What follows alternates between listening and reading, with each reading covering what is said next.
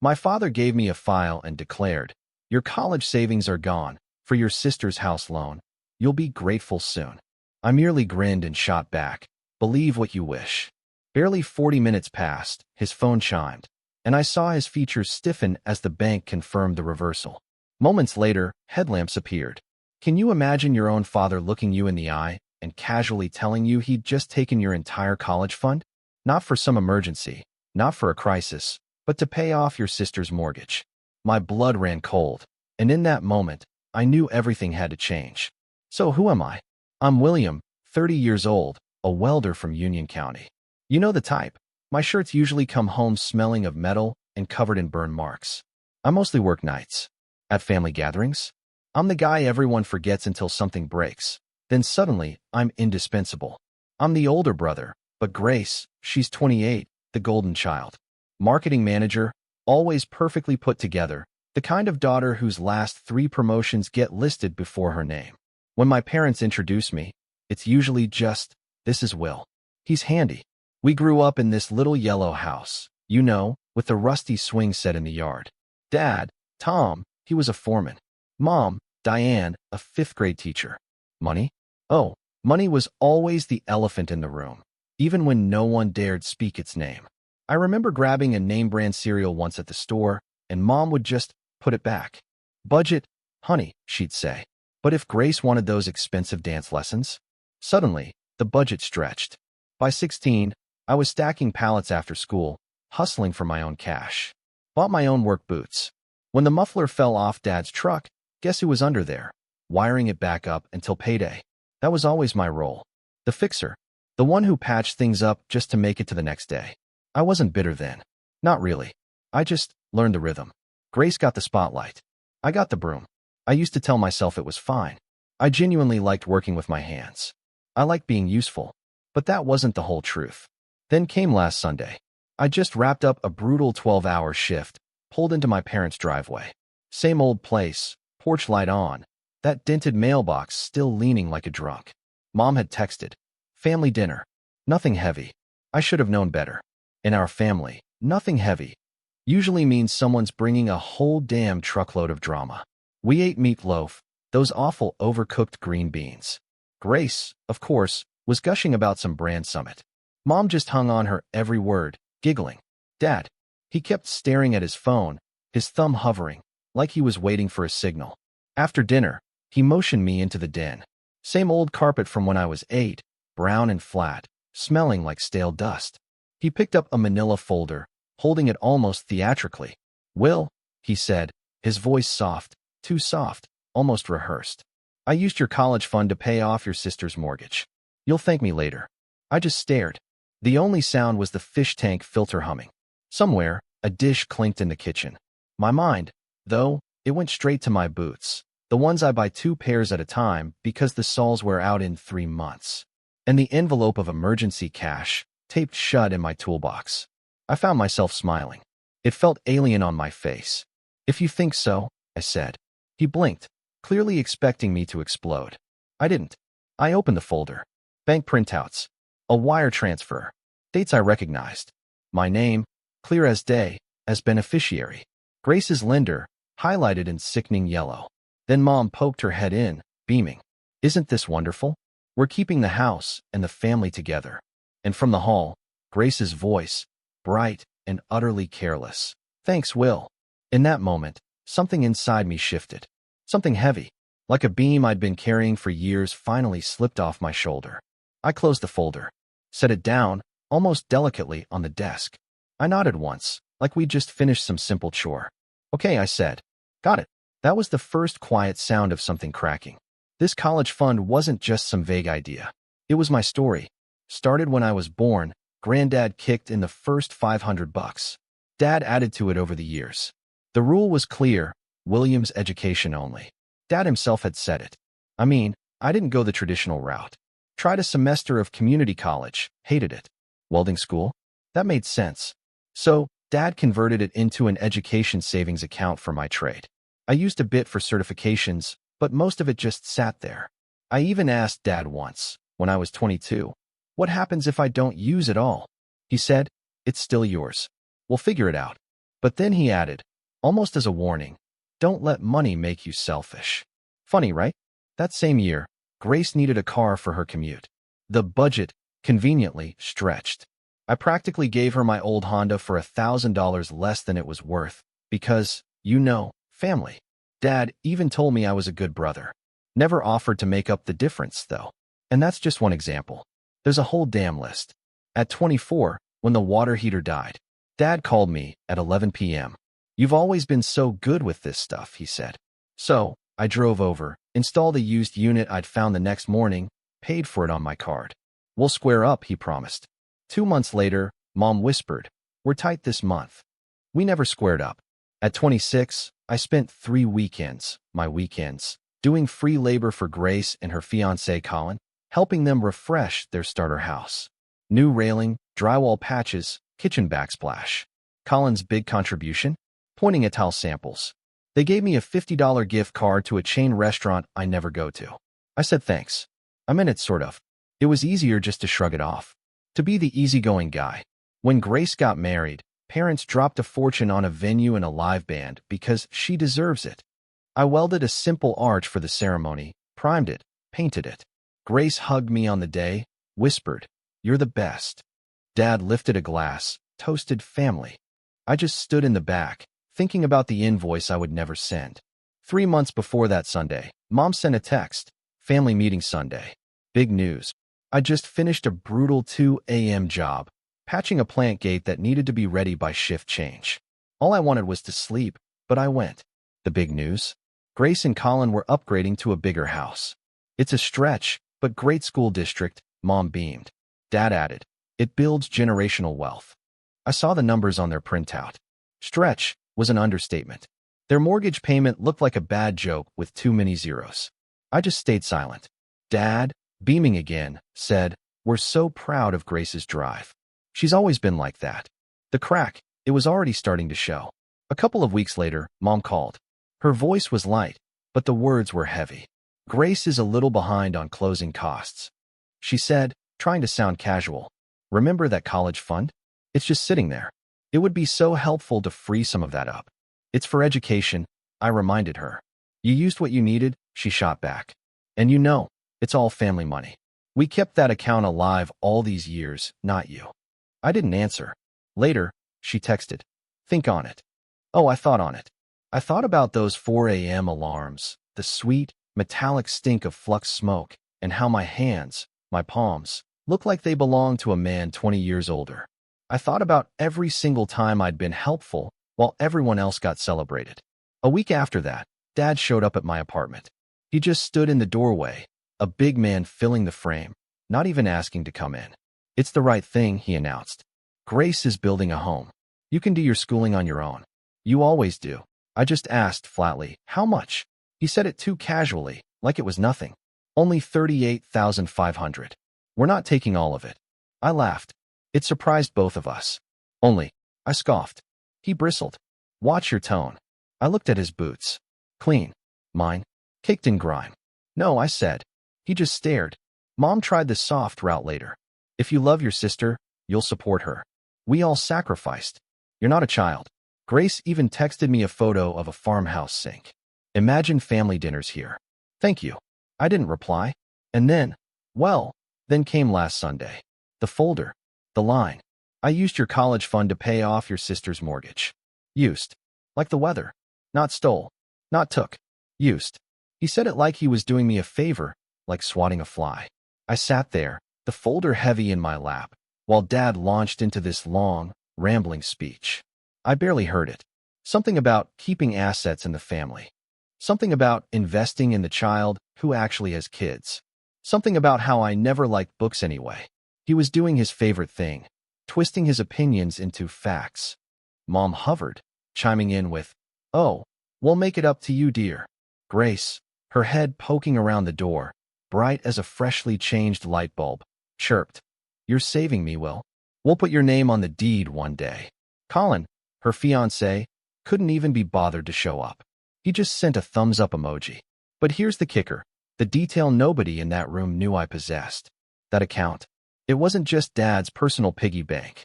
It was an education savings plan with him as custodian and me as the designated beneficiary. Last year, I'd actually asked a bank officer at my credit union about it. Just out of curiosity, I guess.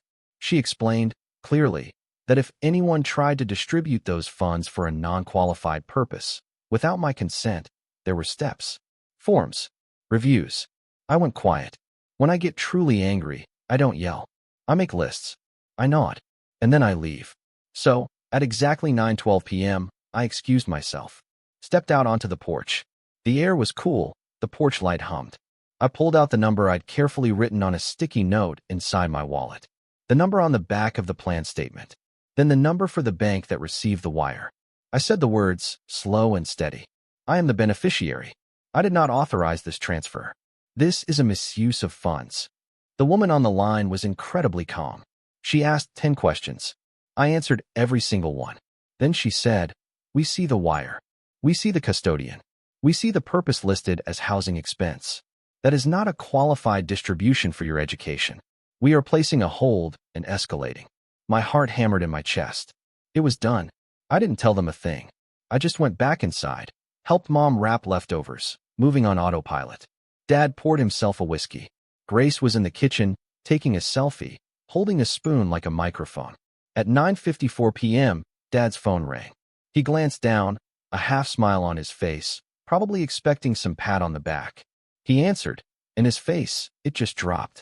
He walked into the den, the door swinging almost shut, but not quite. I could hear snippets. "Yes. Thomas here. No, it's a family matter, a hold. No, you don't understand. It's for my daughter's mortgage. Yes, I'm the custodian, the beneficiary. He's right here. No, he doesn't need wait. Reversed?" The word just hung there, thick in the air, like a bad smell. Reversed. He came out, red-faced, eyes bulging. "What did you do?" he spat. "I made a call," I said. "Just that." "You think you're clever?" he snapped, stepping closer. "You think you're hurting me? You're hurting your sister." Grace appeared on cue, looking frantic. "Is this a joke?" Her voice broke on that last word. "We close on Friday." I just shrugged. Smallest movement I could make. "It wasn't your money." Mom's eyes filled instantly. "How could you be so cruel?" I said nothing. I've learned that power in the plant, standing beside a cooling weld. Sometimes the best thing is to let it set. Dad's phone rang again. Unknown number. He picked up, listened, then said, "Yes, we're home." He hung up, swallowed hard, and glared. The room went silent, so quiet you could hear the fish tank bubbling. Minutes later, headlights flashed in the driveway. 2 sets, bright, urgent, too fast. Grace and Colin burst through the door without knocking. Colin marched straight to Dad, jaw tight. "The bank called me. The wire bounced. They're saying fraud." "What did you tell them?" "I told them the truth," I said. Grace turned on me, like I just kicked her dog. "Will, stop playing. This is our house. We planned everything around that money." "Your house." I corrected her, my voice low. "My money." Dad threw his hands up, like a referee in a boxing match. Everyone just calmed down. I didn't raise my voice. I didn't move. I've seen enough hot metal to know when to keep my hands steady. "The account has my name on it, Dad. Beneficiary. That word means something.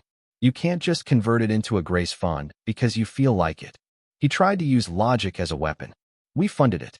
We deposited for years." "You also said it was for my education," I reminded him. "You said it was mine if I needed it." "You didn't need it," he barked. "You're a welder." "I am a welder," I said, still calm. "That's right.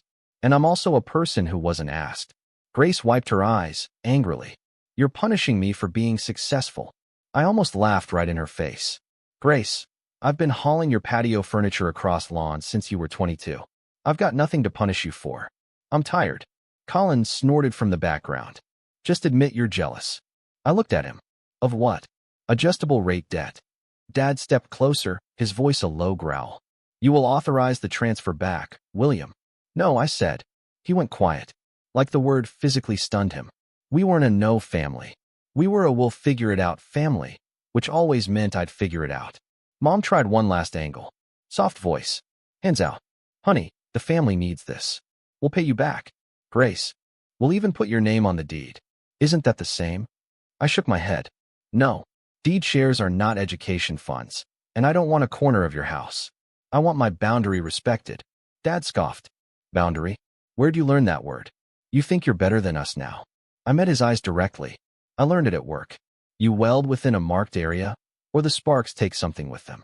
The silence that followed was deafening, the kind that truly hurts. Grace whispered, "So, you'd rather see me lose the house?" I chose my words carefully. "I'd rather see you live within what you can afford. And if you can't, then you adjust. Like I always have." Dad laughed once, a humorless, hollow sound. "So this is revenge?" "No," I said. "This isn't about revenge. This is about closure." He just stared. "Closure?" "Yeah," I said.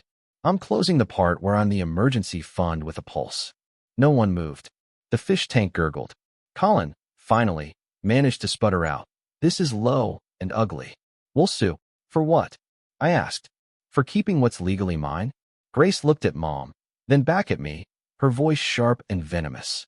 "You will regret this." I nodded towards the folder, still on the desk. "Maybe, but I'll regret it on my own dime." Dad's phone rang again. He stared at the screen. The bank. He didn't answer. His shoulders sagged, just a little. The room felt smaller, suffocating. I grabbed my coat from the chair. "I'm going home," I said. "Don't you dare walk out." Dad yelled. "I'm not walking out." I corrected him, looking him straight in the eye. "I'm stepping back." And I did. Monday morning, 6:10 a.m. My phone was practically vibrating itself off the nightstand. 12 missed calls. 5 from Mom, 3 from Dad, 4 from Grace. I ignored them all. Pulled on my boots. The plant smelled like hot steel and strong coffee. I love that smell. It's honest. By lunchtime, the texts were flooding in. "Mom, we can work this out. Please answer." "Grace, they're threatening to postpone closing. Do you understand what you've done?" "Dad, be at the house at 7 o'clock." I wasn't. At 7 p.m., I was at my own kitchen table, running numbers. The reversed funds were in a holding pattern. The plan administrator sent me an email, using all the right words: review, documentation, non-qualified purpose, restoration to beneficiary. I printed everything out, put it in a clear folder. I hate Manila. I changed the contact info on the account to my phone and email. Set up 2-factor authentication. I even added a password phrase so long it felt like a joke. "I am not the family ATM plus 7 numbers." Tuesday morning, I stopped by the credit union, sat with the same woman from last year. She remembered me. "You did the right thing," she said, calm and reassuring. "Document. Don't argue. Let the process work." I worked. I slept. I let my phone buzz itself to death in a drawer. Wednesday, my cousin Nora called from a number I didn't recognize. "They're saying you sabotaged Grace's life," she blurted out. "Aunt Diane told Grandma you hacked the bank." I used the phone number on the statement. I replied dryly, "If that's hacking, we're all criminals." Nora sighed. I'm sorry. This is insane." Thursday, Dad showed up at my apartment. He didn't knock. He pounded. I opened the door, stood squarely in the frame. He looked tired, a kind of weary I hadn't seen before, like a man who'd finally realized the weight he'd been carrying was mostly just pride. "Come home," he said, his voice softer, like I was 12 and past curfew. "We'll talk like adults." "We are," I said. He glanced at the floor. "Your mother hasn't slept." "That sounds hard," I said, and I truly meant it. "But I'm not responsible for her sleep." His jaw tightened. "You think you're righteous?" "No," I said. "I think I'm done." He started to say something, stopped, tried again. "Grace could lose her rate lock. I could have lost my future," I countered. "You told me that account was for me. If you wanted a family pool of money, you should have said that." He just stared at me, like he didn't recognize me, which felt fair. I didn't recognize me either. The me he knew would have caved, would have apologized for not caving correctly. He left without yelling. And you know what? That scared me more than any yelling would have. Friday, 3:22 p.m. The plan administrator's email dropped. Hold lifted. Funds restored to beneficiary account. Future distributions require beneficiary authorization. I closed my eyes and let out a breath I hadn't even realized I'd been holding for 30 years. When I got off shift that evening, there were 35 new messages waiting for me. Grace left a voicemail, sobbing so hard her words just drowned out. Then a calmer one, full of venom. "I see. We'll remember this." Mom texted, "Family is forever, William. Unless you make it not." Dad wrote nothing. Saturday, I cleaned my apartment like a man getting ready to move. Not moving, Really, just moving differently. When something big ends, you cleanse. I scrubbed the oven, backed up my phone, took my tools out of my truck, cleaned each one, rolled the wrenches back into their canvas wraps. I taped that emergency cash envelope to a new spot. I made a new routine. Alarm at 5:30, even on off days. Coffee, a walk, no phone before 8 a.m. Read one chapter from a book with no heroes in it. Meal prep. Call the one friend who always calls back. Miguel, the guy who taught me to weld aluminum without burning through. He listened, then just said, "You didn't set a fire. You finally built a fence." Sunday night dinner came and went without me. Mom sent a photo. The table looked exactly the same, but with one empty chair. Her caption, "We miss you." An hour later, another photo. Grace on the porch steps, face blotchy. Colin was turned away from the camera. The caption this time, "Are you happy now?" I just put my phone face down. 2 weeks later, I got served. A man in a windbreaker found me at the plant gate, asked for me by name. He handed me a folder. I didn't want it, but I didn't drop it. The words inside were big and bogus. Conversion, equitable interest, family understanding. They were asking for the $38,500 back, plus damages and legal fees. I read it twice. Then a third time. My hands shook. Then they didn't. I called the lawyer whose number the credit union woman had given me, just in case. He met me in a quiet office that smelled like stale coffee and copy paper. He read the papers, put them down. "They'll lose," he said simply. "It's noise, but it will be loud for a while." He gave me a slight smile. "You okay with loud?" "Been living next to generators my whole adult life," I told him. He advised me to keep every text, reply only through counsel, and definitely not to explain myself on Facebook. "People will fill silence with whatever hurts them," he said. "Let them." The next month was loud. My Aunt Sandra posted a long, rambling status about children forgetting who raised them. A guy from high school, someone I barely remembered, DM'd me. "Bro, just help your sis. LOL. Grace's friends sent me quotes about karma. I muted names one by one, like methodically turning off breakers. At work, I picked up overtime. Started a small side job in a neighbor's garage, custom metal shelves. Word spread. 2 orders became 5. Then 9. I liked coming home smelling like work I chose. And in the middle of all that chaos, there were these moments of quiet. They felt like the first time you take earplugs out after a shift. Late nights, windows open, the old building creaking like honest wood. I'd just sit at the table and breathe. The biggest surprise? I wasn't angry in those moments. I was light. Not happy, exactly, but something simpler. Like finally standing up straight after years of crouching. One evening, Mom called from a new number. I answered, because I didn't recognize it. Her voice was small, almost a whisper. "You don't talk to me anymore," she said. "I'm talking now," I replied. "You've changed," she accused. I stopped agreeing, I said. She sniffed. "Your father is ashamed." I pictured Dad, alone in the den, staring at that fish tank, the water probably still needing a change. "That's his choice," I said. "He took something that wasn't his. He can be ashamed of that." She tried one last, desperate script. "Families share. Families ask," I corrected her. "And they hear no." She went quiet. Then she said something that was almost, truly, honest. "I didn't think you'd go through with it." "I didn't think you'd go through with it either," I said. We stayed quiet together for a moment. Then she hung up. The lawsuit? It fizzled. Faster than all the Facebook drama. Their lawyer sent a single-page notice of dismissal without prejudice. My lawyer just shrugged. Said they ran out of stomach, or money, or both.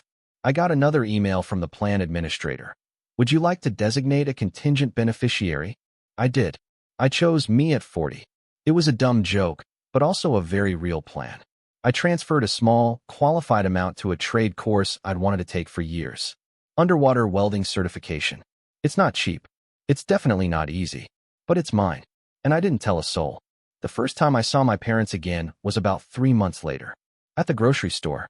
They were in the cereal aisle, bickering over coupons. Dad looked thinner. Mom looked utterly exhausted. They saw me at the exact same moment. And they both smiled, trying to hit rewind with pure willpower. "Will," Mom said, reaching for me. I just stood there, hands firm on my card handle, like it was a shield. "Hey," I said. Dad cleared his throat. "How's work?" "Good," I replied. Grace wasn't there. I'd heard through Nora that the upgrade house fell through, that they'd renewed their lease. That Colin's job went remote, which sounded like code for went away. I didn't ask. I didn't need to know. I knew enough. Mom said, "We should do dinner." I just shook my head. "Not yet." Her face fell. "You're punishing us." "No," I said. "I'm protecting me." Dad started to say something, then stopped. He looked at me. Really looked. "You always were steady," he said, almost to himself. I didn't see how much we leaned. I nodded once. I did. We stood there, in the aisle, between the cheap cereal and the good stuff. I reached out and put a box of the name brand cereal I actually wanted into my cart. No one took it out. Later that week, I got a text from Grace. Not paragraphs. Not hashtags. Just one line. "I'm sorry." I stared at it for a long, long time.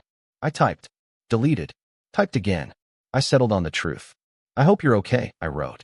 "I won't be your bank. I will be your brother, if that comes with respect." She didn't reply that night. The next morning, a single word. "Okay. I don't know what our family will look like in a year. Maybe smaller. Maybe quieter. Maybe better, because it's smaller and quieter. But I know what my life looks like next week. Shift at the plant. 2 custom shelf orders. A night class syllabus that scares me in all the right ways. Coffee with Miguel on Saturday. A walk past the house where we grew up. Not because I miss it, but because I'm done avoiding it.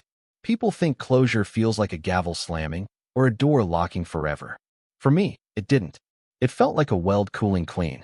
No spatter, the bead neat and even, because I finally held my hand steady and trusted the line I marked. I won't let anyone rename my money family. I won't let anyone call theft love. I won't let anyone make me the problem because I said a small, necessary word out loud. I won't allow myself to shrink to fit a story that was never mine to begin with. This isn't about revenge. It's about boundaries. It's about building something that lasts and being the only person who has to like how it looks. I'm William. I'm a welder. I fix what can be fixed.